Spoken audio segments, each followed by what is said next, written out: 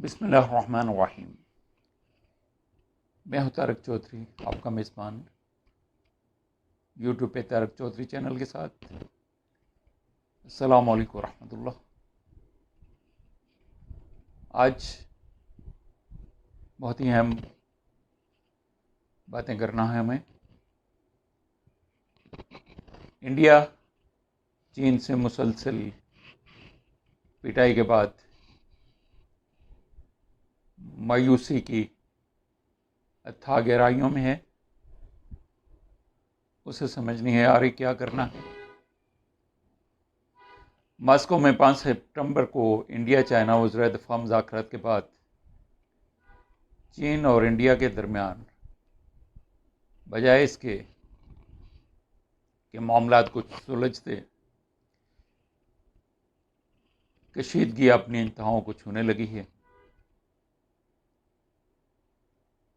45 साल के बाद चीन और इंडिया के दरमियान LAC पर फायरिंग के तबादले ने सूरत हाल को बहुत ही संजीदा रुख इख्तियार करता हुआ नजर आ रहा है। लद्दाख के बाद चीन ने अरुणाचल प्रदेश को भी अपना इलाका करार दे दिया है और चीनी वजारत खारजा के तर्जमान ने खुलकर कह दिया है कि अरुणाचल प्रदेश तिब्बत का हिस्सा है और चीन ने कभी भी अरुणाचल प्रदेश को भारतीय इलाका करार तस्लीम नहीं किया, क्योंकि अरुणाचल प्रदेश चीनी इलाके तिब्बत का जनूबी हिस्सा है। 3 सितंबर को इंडिया के दावे के मुताबिक चीन ने एक भारतीय सरहदी रियासत से 5 इंडियन फौजियों को अगवा कर लिया। इंडिया का कहना यह है कि चीन ने हज़ारा फौजी वादी गलवान भेजकर इंडिया के 38,000 मुरब्बा किलोमीटर इलाके पर पहले से ही कब्जा किया हुआ है, जबकि चीन ने इंडिया की तरफ से फौजियों के अगवा के इल्ज़ाम पर बात करने से ही इनकार कर दिया है। न सिर्फ इनकार बल्कि साथ सरहदी बेसिस पर मिसाइल नस्ब कर दिए गए हैं। चीन तेज़ी से LAC पर अपनी फौजी कुव्वत में इजाफा करता चला जा रहा है। चीन की मुसलसल पेशकदमी अप्रैल से लेकर अब तक और भारतीय फौज को हर महाज पर रौंदते चले जाने से भारत भर में अजीब तरह से हलचल और खलबली मची हुई। हंगामी तौर पर इंडियन फौज को अरुणाचल प्रदेश की तरफ रवाना किया जा रहा है, जबकि चीनी फौज 27 मुकामात पर अपनी पेशकदमी को मजबूत करती जा रही है। लद्दाख से लेकर अरुणाचल प्रदेश सारा ही चीनी फौज की पेशकदमी का अजीब नज़ारा पेश कर रहा है।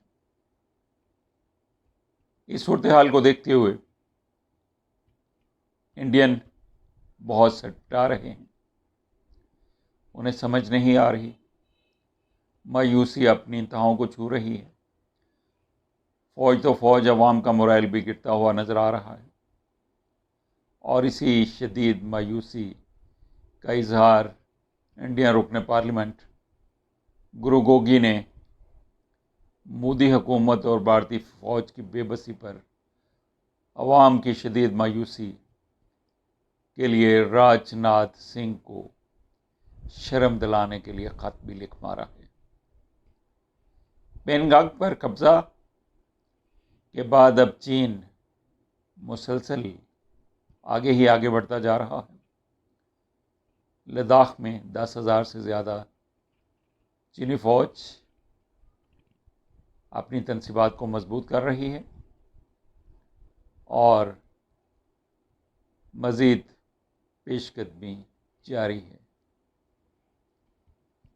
अहम स्ट्रेटेजिक मुकामात पर चीनी अफवाज अपना कब्ज़ा मजबूत बना रही हैं।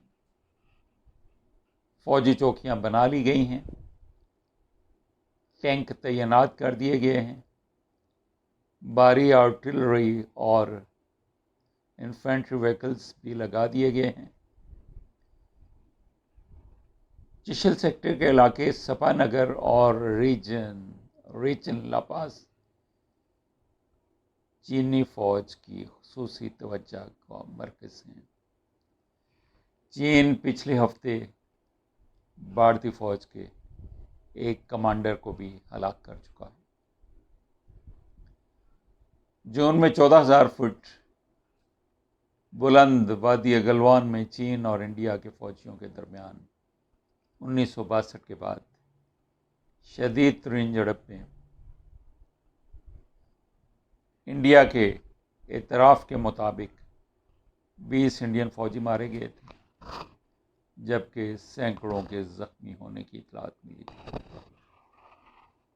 इंडियन फौजियों की हलाकतों की तादाद बहुत बढ़ सकती थी अगर 1996 का चीन इंडिया समझौता रुकावट ना बनता, जिसके तहत दोनों मुतहारिब मुल्क LAC पर किसी किस्म का असलाह एक दूसरे के खिलाफ इस्तेमाल नहीं कर सकते। चीन ने इंडियन आर्मी की तरफ से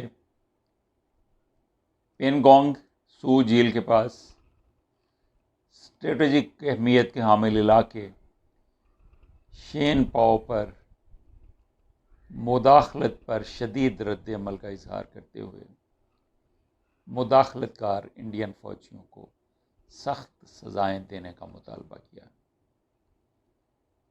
भारतीय वज़ीर ख़ारजा जयशंकर ने लद्दाख की सूरत हाल को इंतहाई संजीदा करार दिया है, जबकि इंडियन आर्मी चीफ मार्कंड नरवा भी चीन भारत सरहदी सूरत हाल को पहले ही इंतहाई तशवीशनाक करार दे चुके हैं।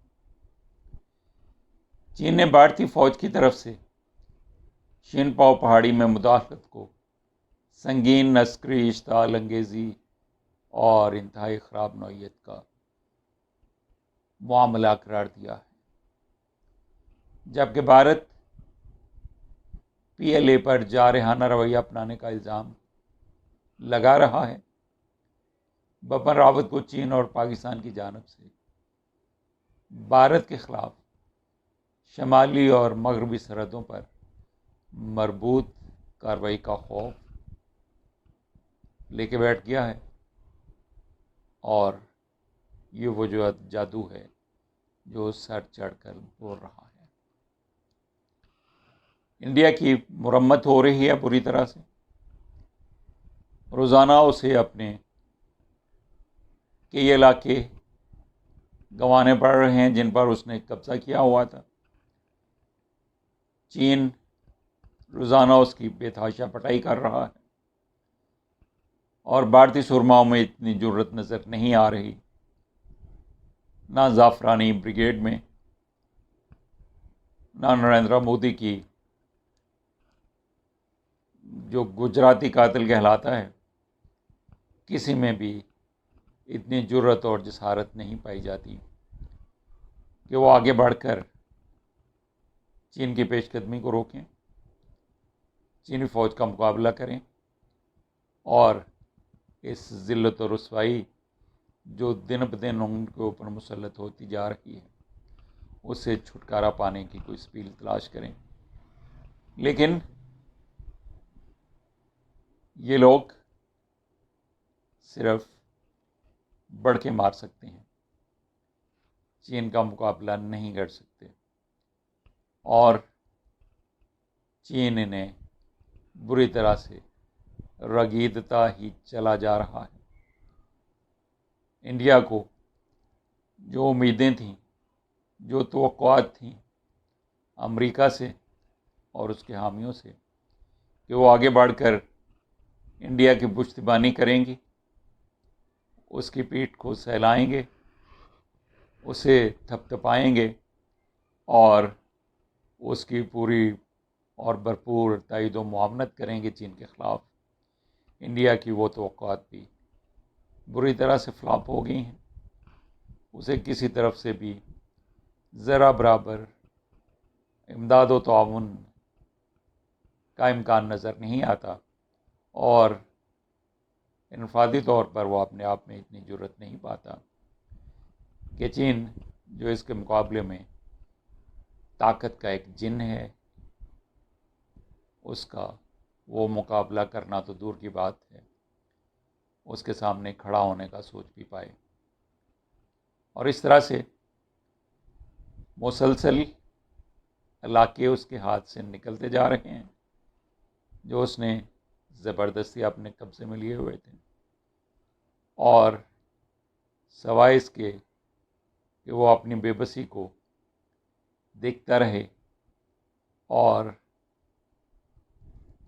ज़मी जुम्बत न जुम्बत कुल मोहम्मद वाली कैफियत, ये बेबसी, ये लाचारी और ये बीमारी जो इस वक्त भारतीय हुक्मरानों को खाए जा रही है, लगता है कि ये इंडिया की दुनिया भर में ज़िल्लत और रुसवाई का एक बहुत बड़ा सबब बन जाएगी। अब तक के लिए इतना ही।